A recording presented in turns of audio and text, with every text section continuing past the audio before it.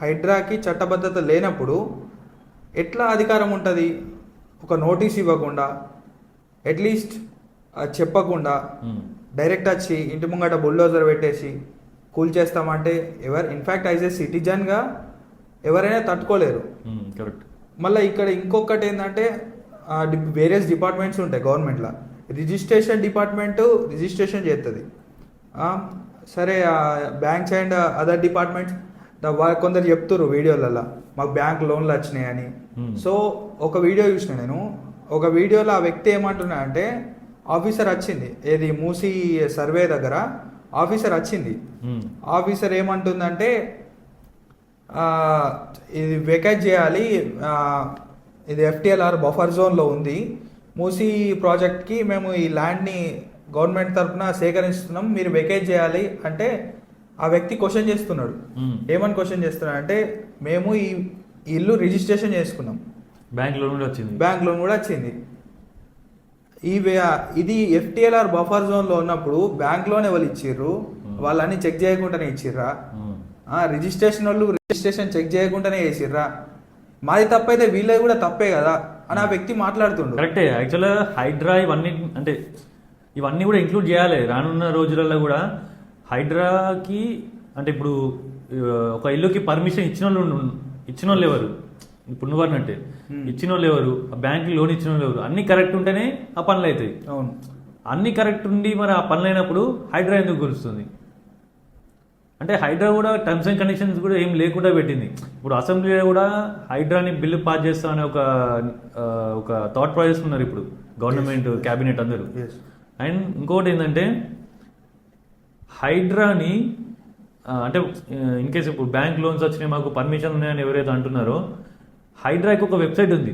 నేను కూడా సంథింగ్ ఒక ఇన్స్టాగ్రామ్ రీల్స్లో ఇక్కడ చూసినా నేను.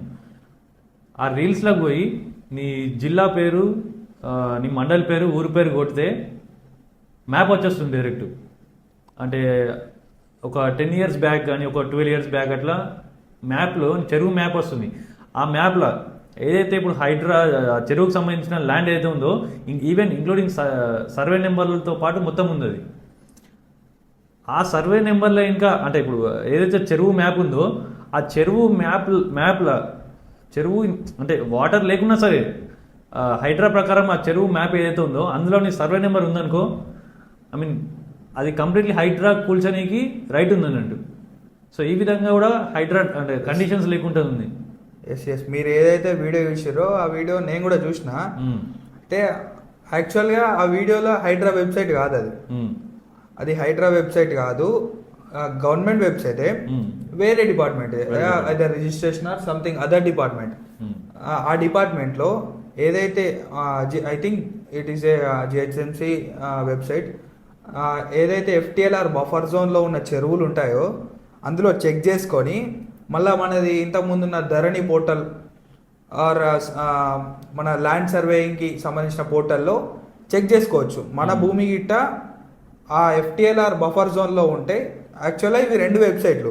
ఒక వెబ్సైట్లో ఏ భూమి చెరువు కింద ఉందనేది వెరిఫికేషన్ చేసుకోవాలి, ఇంకో వెబ్సైట్లో ఆ చెరువు కింద ఉన్న భూములలో మా భూమి ఉందా, ఆ సర్వే నెంబర్ల కింద మా భూమి ఉందా లేదు ఇంకో వెబ్సైట్లో చూసుకోవాలి. ఇక్కడ 2 పర్స్పెక్టివ్స్ ఉన్నాయి. అంటే ఒక వెబ్సైట్లో చూసుకోవాలి, ఇంకో వెబ్సైట్లో కన్ఫర్మేషన్ చేసుకోవాలి. సో మీరు అన్నట్టు హైడ్రాక్ కూడా ఒక వెబ్సైట్ రావాలని నేను అంటున్నా. హైడ్రాక్ ఒక వెబ్సైట్ వచ్చి హైడ్రాక్ ఒక అఫీషియల్ స్టాట్యూటరీ బాడీ, ఒక గవర్నమెంట్ పరంగా ఒకటి ఫామ్ అయ్యి ఏది మన హైడ్రాక్ కూడా ఒక లీగల్ నోటీసెస్ కానీ అన్ని ఇంప్లిమెంటేషన్ చేసి హైడ్రాని ఒక పక్క వ్యవస్థ లెక్క మారుస్తే దీనికంటే ఇంకా బాగుంటుంది, రిజల్ట్ కూడా బాగుంటుంది. ఇంకా తెలంగాణ వ్యాప్తంగా అమలు చేసినా ఏ ఇబ్బందులు రాకుండా ఉంటాయి అనేది నా అభిప్రాయం.